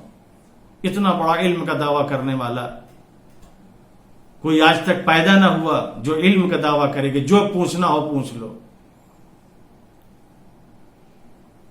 کسی نے علم کا دعویٰ نہیں کیا۔ یہ کون کہہ رہا ہے؟ یہ میرا باپ، جس کے لیے پیغمبر نے فرمایا کہ اے علی تم اس امت کے باپ ہو۔ آج دنیا میں دیکھیں کس باپ کی یہ خواہش نہیں ہوتی کہ اس کی اولاد تعلیم یافتہ ہو، کس باپ کی یہ خواہش نہیں ہوتی کہ ہماری اولاد تربیت یافتہ ہو۔ وہ کون سے والدین ہیں جو اپنے اولاد کو اچھا نہیں دیکھنا چاہتے، انجینئر کی شکل میں نہیں دیکھنا چاہتے، ڈاکٹر کی شکل میں نہیں دیکھنا چاہتے، ایک اچھے انسان کی شکل میں نہیں دیکھنا چاہتے؟ ہر ماں باپ کی خواہش ہے ہمارے بیٹے کے پاس علم ایسا ہو کہ ایسا علم کسی کے پاس نہ ہو، شہرت میں، عہدے میں، منصب میں ہمارا بیٹا سب سے اعلیٰ ہو، سب سے افضل ہو، سب سے بہتر ہو۔ ہر ماں باپ کی یہ خواہش ہے۔ علمی لحاظ سے ہمارا بیٹا اچھا ہونا چاہیے، اور ماں باپ کو تربیت بھی کرنی چاہیے، اولاد کو تعلیم کی طرف رغبت بھی دلانی چاہیے۔ اس لیے اولاد پیدا کرنا کافی نہیں ہے، اولاد کی تربیت ضروری ہے۔ ادبوا اولادکم، اپنی اولاد کو ادب سکھاؤ، تعلیم دو، تربیت دو، تاکہ یہ بڑی ہو کے اچھی نکلیں۔ اب یہ اور بات ہے، کوئی اولاد اگر نالائق نکل جائے اتنی تربیت اور اتنی سب کچھ کرنے کے بعد، تو یہ نصیب کی بات ہے۔ تو یہ نہ کہیں کیسے پالا، تربیت میں کوئی کمی نہیں تھی، پالنے میں کوئی کمی نہیں تھی، نالائق نکل گئی تو یہ اس کا نصیب ہے جس کی وجہ سے وہ نالائق نکل گیا. تو کوئی ایک عام آدمی کو یہ نہیں کہہ سکتا کہ تمہاری اولاد کیسے نکل گئی. بھئی ہماری اولاد کیا، جناب آدم علیہ السلام ان کی اولاد، قابیل ایک نبی کی اولاد، نبی کا بیٹا، کیا تربیت نہیں دی ہوگی، تعلیم نہیں دی ہوگی، سب کچھ دیا ہوگا، مگر کیسی نالائق کہ آج تک قابل لعنت بنی ہوئی ہے. نبی کا بیٹا تھا. حضرت نوح علیہ السلام نے کیا اپنے بیٹے کو تعلیم و تربیت نہ دی ہوگی؟ اپنے بیٹے کو تعلیم دی، اپنے بیٹے کو تربیت دی، مگر نالائق نکل گیا تو کیا کریں. ماں باپ کی پوری کوشش یہی ہونا چاہیے کہ اولاد کی صحیح تربیت ہو، ایک اچھا انسان بنانے کی کوشش کریں.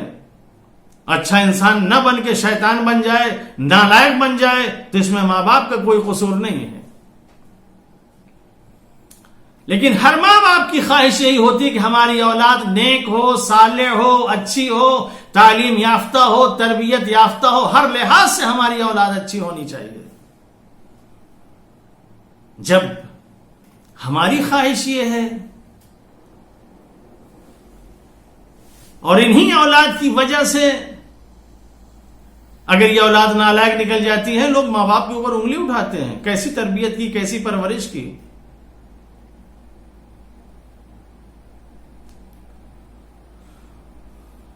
جب اولاد اچھی نکل جاتی ہے، ماں باپ فخر کے ساتھ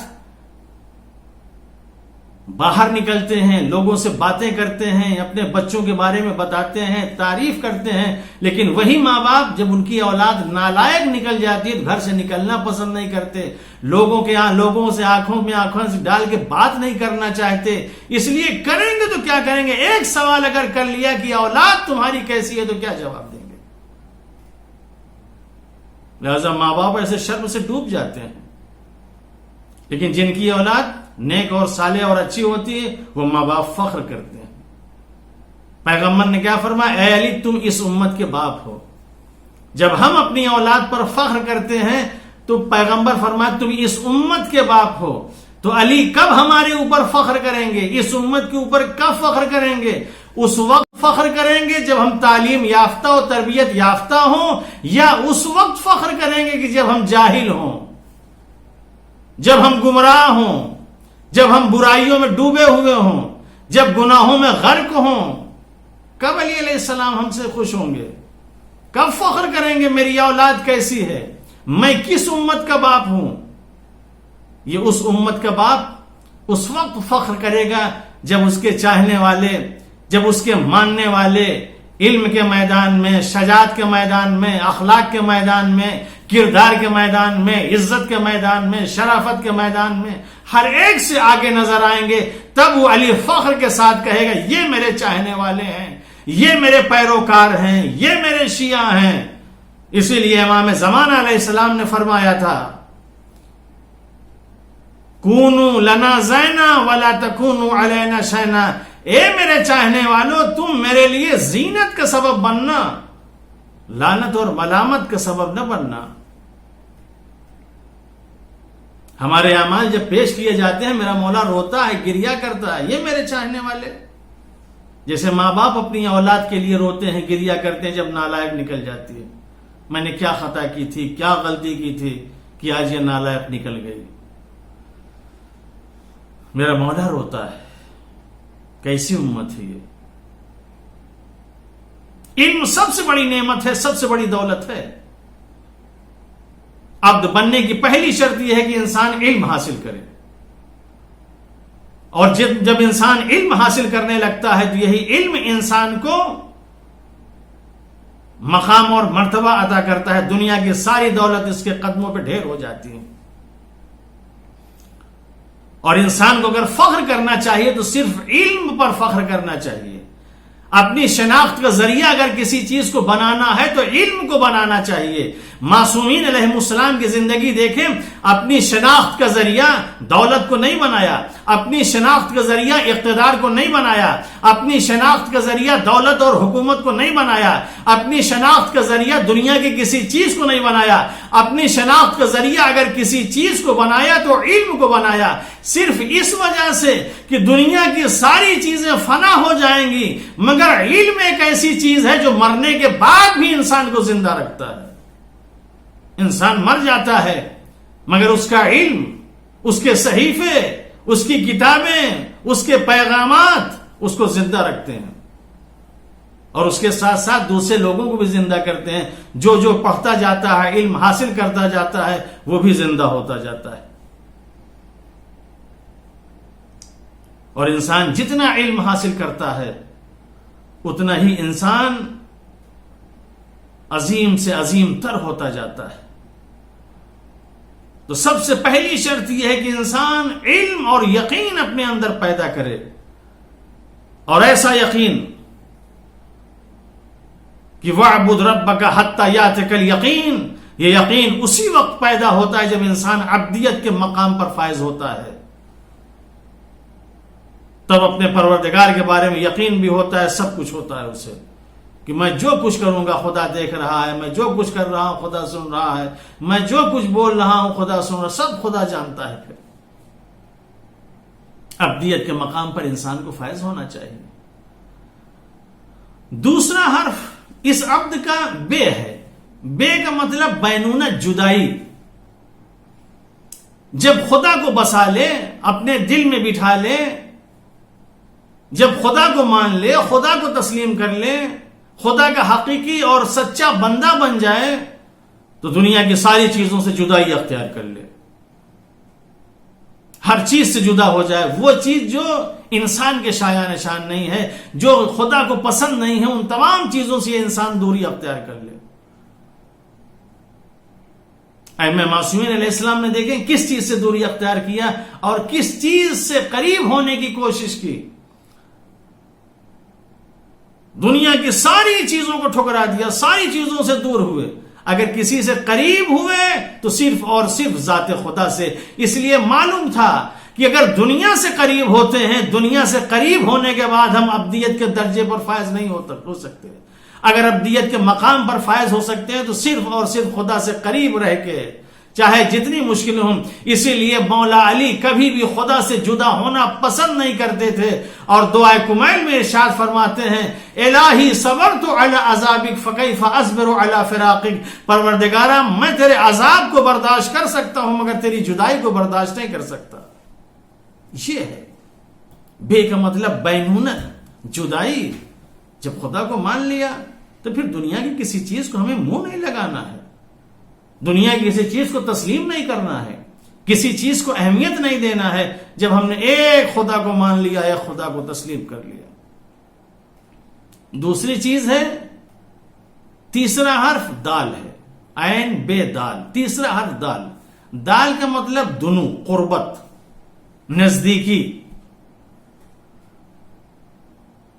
جب انسان خدا کا عبد بن جاتا ہے تو خدا سے نزدیک ہو جاتا ہے، خدا سے قریب ہو جاتا ہے. اور اتنا قریب ہوتا ہے، اتنا قریب ہوتا ہے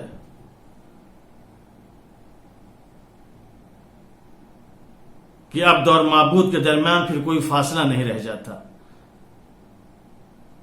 اور آمنے سامنے کھڑے ہو کے گفتگو کرتے ہیں. ایاک نعبد و ایاک نستعین اہدنا الصراط المستقیم. پروردگارا میں تیری ہی عبادت کرتا ہوں اور تجھ ہی سے مدد چاہتا ہوں، اور تو مجھے صراط مستقیم پر باقی رکھ.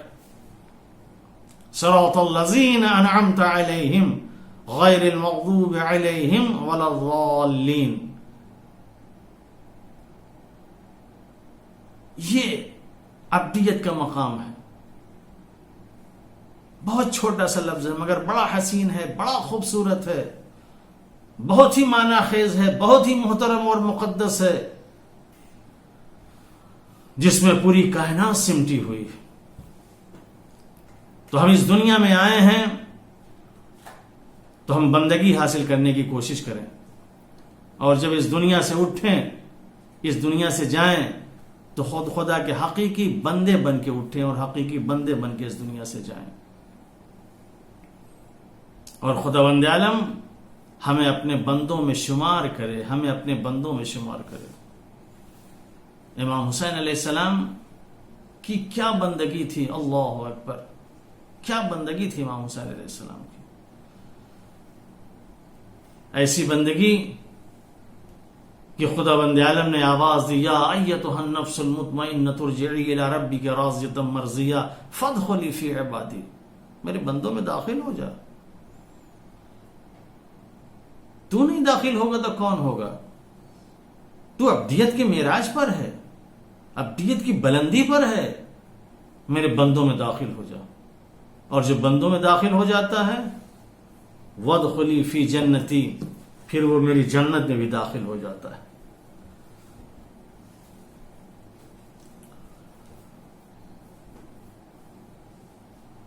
انسان کچھ بنے یا نہ بنے لیکن خدا کا بندہ بننے کی کوشش ضرور کرے.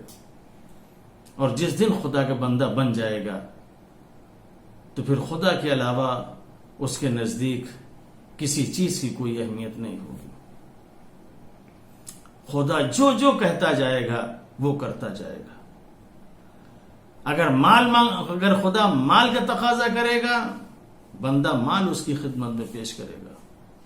جان کا تقاضا کرے گا، خدا بند عالم کے خدمت میں جان پیش کرے گا. جو مانگے گا سب کچھ دینے کے لیے تیار ہو جائے گا.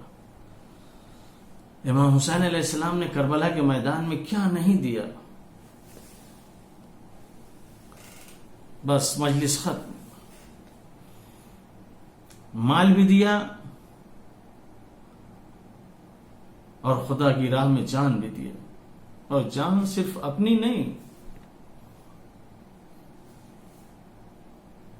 ایک تو یہ ہوتا ہے کہ انسان صرف اپنی جان دے دے، لیکن اپنی جان کے ساتھ ساتھ اپنے بیٹوں کی جان دے، اپنے بھتیجوں کی بھی جان دے، اپنے بھانجوں کی بھی جان دے، اپنے اصحاب کو بھی قربان ہونے کی دعوت دے. یہ بہت سخت ہے. امام حسین علیہ السلام نے کربلا میں یہ سب کچھ کیا، سب کچھ کیا. امام حسین علیہ السلام نے سب کو قربان کیا. امام حسین علیہ السلام نے جو مصیبت، جو پریشانی، جو تکلیف امام حسین علیہ السلام نے برداشت کی، دنیا میں کوئی نہیں برداشت کر سکتا، چاہے جس طرح کی پریشانی ہو.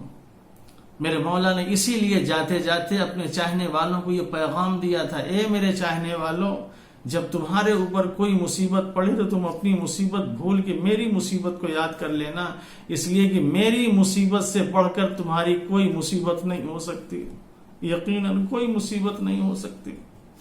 اللہ اکبر. میرے مولا نے کیسی کیسی مصیبتیں برداشت کی. کیا علی اکبر علیہ السلام کا لاشا میدان سے خیمے میں لانا آسان تھا؟ لیکن امام حسین علیہ السلام نے اس مصیبت کو برداشت کیا. جناب قاسم کی پامال شدہ لاش کو دیکھنا حسین کے لیے آسان تھا، لیکن حسین نے اس مصیبت کو بھی دیکھا.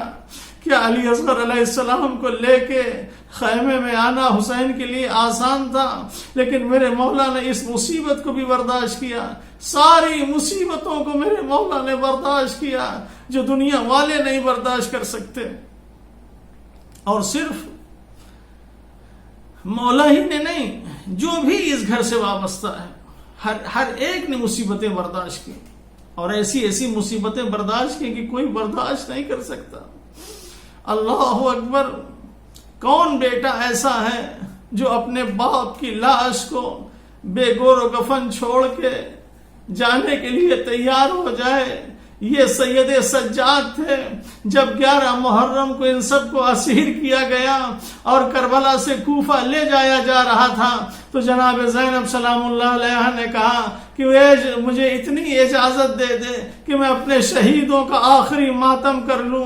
اجازت ملی، بیویاں ناقے سے اپنے آپ کو گرانا شروع کر دیتی ہیں، ہر بیوی اپنے اپنے شہید کے لاشے پہ بیٹھ کے ماتم اور گریا کرنے لگتی ہے۔ جب کافی دیر ہو گئی اور قافلہ جانے کے لیے تیار ہوا تو امام سید سجاد اپنے باپ کے جنازے کے سامنے کھڑے ہیں، حسرت بھری نگاہوں سے دیکھ رہے ہیں کہ میرا باپ بے گور و کفن پڑا ہوا ہے، کوئی غسل دینے والا نہیں، کوئی کفن پہنانے والا نہیں۔ یہ منظر دیکھ رہے تھے، اسی عالم میں جناب زینب کی نظر امام سید سجاد پر پڑی۔ جناب زینب نے کیا دیکھا کہ قریب ہے میرے بھتیجے کی روح جسم سے پرواز کر جائے۔ بھتیجے کے پاس آئی ہے، میرے لال یہ تمہارا کیا حال ہو رہا ہے؟ کیا تم بھی میرا ساتھ چھوڑ دو گے؟ کابو بھی اماں نہیں دیکھ رہی ہیں۔ ان ظالموں نے اپنے کشتہ نجس کو دفن کر دیا، میرا بابا یوں ہی بڑا ہوا ہے، نہ کوئی دفن کرنے والا، نہ کوئی کفن پہنانے والا۔ انا للہ و انا الیہ راجعون، رضا بقضائہ و تسلیما لامرہ۔ اللہم اغفر للمؤمنین والمؤمنات والمسلمین والمسلمات الأحياء منهم والأموات، تابع بيننا وبينهم بالخيرات إنك مجيب الدعوات إنك على كل شيء قدير۔ اختتام مجلس پہ ایک مرتبہ پھر آپ حضرات سے گزارش ہے کہ ایک مرتبہ سورہ الحمد اور 3 مرتبہ سورہ توحید کی تلاوت فرما کر مرزا قاسم علی بیگ، مرزا سیف الزماں، مرزا خلیل الزماں، مرزا نور حسن، شہتاج بیگم، شازیہ بیگم، حسن علی، مرزا اسرار علی، نگین زہرا اور سید حسنین رضا مدنی، ان سب کی روح پرفتوح کو بخش دے۔ اللہم صل علی محمد وآل محمد، اللہم صل علی محمد، اللہم صل علی محمد وآل محمد۔ بسم اللہ الرحمن الرحیم، الحمدللہ رب العالمین، الرحمن الرحیم، مالک یوم الدین، إياك نعبد وإياك نستعين، اهدنا الصراط المستقيم صراط الذين أنعمت عليهم غير المغضوب عليهم ولا الضالين۔ بسم الله الرحمن الرحيم، قل هو الله أحد الله الصمد لم يلد ولم يولد ولم يكن له كفوا أحد۔ بسم الله الرحمن الرحيم، قل هو الله أحد الله الصمد لم يلد ولم يولد ولم يكن له كفوا أحد۔ بسم الله الرحمن الرحيم، قل هو الله أحد الله الصمد لم يلد ولم يولد ولم يكن له كفوا أحد۔ كذلك الله ربنا تقبل منا إنك أنت السميع العليم۔ اللهم صل على محمد وآل محمد۔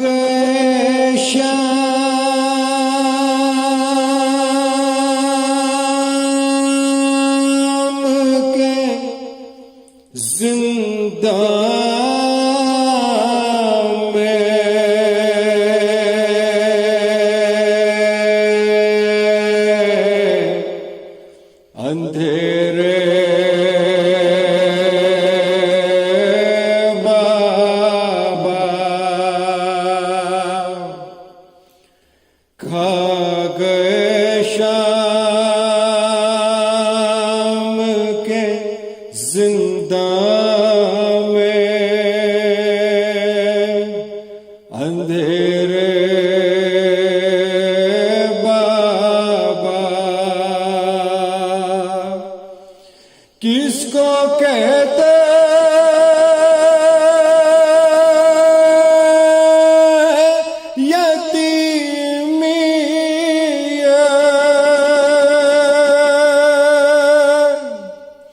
سنا تھا میں نے آپ کے بعد احساس ہوا ہے بابا کاغذ شام کے زندہ میں اندھیرے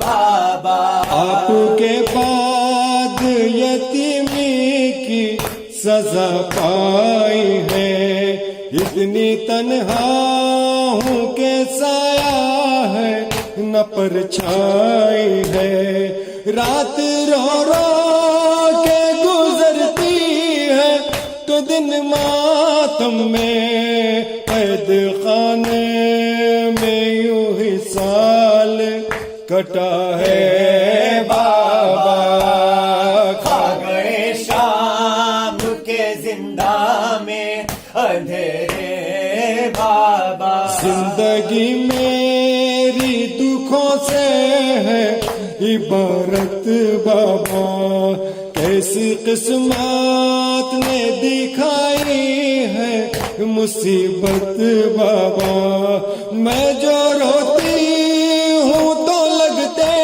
ہیں تماچے بابا، آپ کی یاد میں رونا بھی سزا ہے بابا، کھا گئے شام کے زندہ میں اندھیرے بابا، کھا گئے شام کے زندہ میں اندھیرے بابا، اشک آنکھوں سے نکلتے ہیں لہو کانوں سے، اب درندوں سے نہیں خوف ہے انسانوں سے، ایک مجبور یتیمہ پر ستم ڈھاتے ہیں، میری تقدیر میں دروں کی جفا ہے بابا، کھا گئے شام کے زندہ میں اندھیرے بابا، کھا گئے شام کے زندہ میں اندھیرے بابا، آپ کی طرح سے روٹھے ہیں اجالے بابا، کون زندان سے اب مجھ کو نکالے بابا، تو نے مانگا تھا دعاؤں میں خدا سے جس کو، تو نے مانگا تھا دعاؤں میں خدا سے جس کو، اب وہی بیٹی ہے زندان جفا ہے بابا، کھا گئے شام کے زندہ میں اندھیرے بابا، کھا گئے شام کے زندہ میں اندھیرے بابا، کتنے ارمان تھے کہ زندہ سے میں گھر جاؤں گی، ایسا لگتا ہے یہی رو رو کہ مر جاؤں گی، یہ ستمگار سکینہ کو کفن کیا دیں گے، کیا کفن آپ کے لاشے کو ملا ہے بابا، کھا گئے شام کے زندہ میں اندھیرے بابا، کھا گئے شام کے زندہ میں اندھیرے بابا، بابا کہتے ہیں یہ زندہ کے اندھیرے مجھ سے موت ہی آئے گی اب مجھ کو دلاسے دینے، میری ہر سانس ہی رہتی ہے ستم کی زد پر، ایسے جینے سے تو مرنا ہی بھلا ہے بابا، کھا گئے شام کے زندہ میں اندھیرے زخم لاکھوں ہے کلیجے میں دکھاؤں کیسے، مجھ پہ جو بیت رہی ہے وہ بتاؤں کیسے، پیاس لگتی ہے تو پی لیتی ہوا سو اپنے شمر کے در سکینہ کی غذا ہے بابا. کھا گئے شام کے زندہ میں اندھیرے بابا. لفظ مظہر نے جو لکھے ہیں لہو روتے ہیں. شاد ماک سے یوں اشک عذاب بہتے ہیں. ایسا لگتا ہے کہ زندہ سے صدا آتی ہے. ایسا نوحہ میری غربت پہ لکھا ہے بابا. کھا گئے شام کے زندہ میں اندھیرے بابا. کس کو کہتے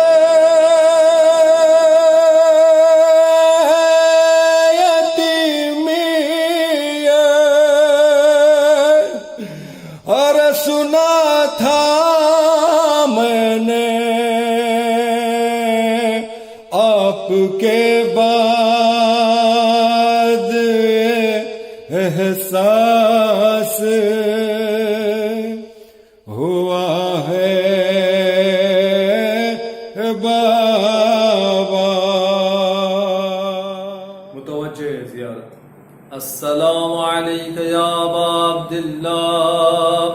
السلام علیک یا ابن رسول اللہ. السلام علیک وعلا جدک وابیک. السلام علیک وعلا امک واخیک.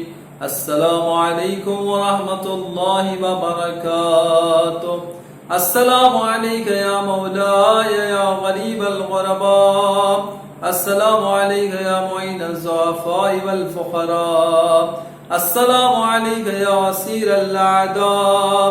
السلام علیک یا شمس الشموس انیس النفوس غریبا شہیدا مدفونا بعرض توس. السلام علیک یا مغیث الشیۃ والضباب فی یوم الجزاء. السلام علیک یا سلطان العرب والعجاب. السلام علیک یا ابا الحسن علی ابن موسى الرضا. روحی و جسمی لک الفداء یا مولا. السلام علیکم ورحمۃ اللہ وبرکاتہ. السلام علیک یا مولانا یا صاحب العصر والزمان. السلام علیک یا شریک القرآن. السلام علیک یا خلیفۃ الرحمن. السلام علیک یا امام الانس والجان. السلام علیک یا امام زماننا هذا. عجل اللہ تعالی فرجک وسهل اللہ تعالی مخرجک وظہورک وجعلنا من اعوانک وانصارک وشیعتک. السلام علیکم ورحمۃ اللہ وبرکاتہ. اللہم صل علی محمد و آل محمد.